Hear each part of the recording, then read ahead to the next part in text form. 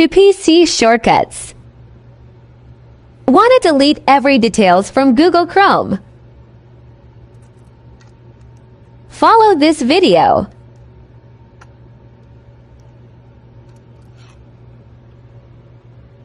Press Alt together Ctrl plus Shift plus Delete. This tab will open. From here you can select time and delete all the informations easily.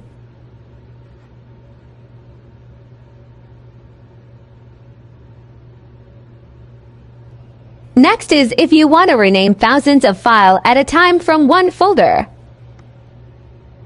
Open folder. Press Alt together Ctrl plus A. Then click F2. Then rename one file name.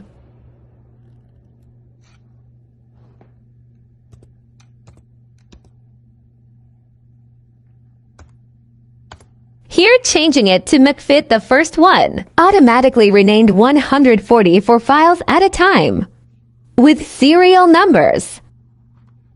Follow us.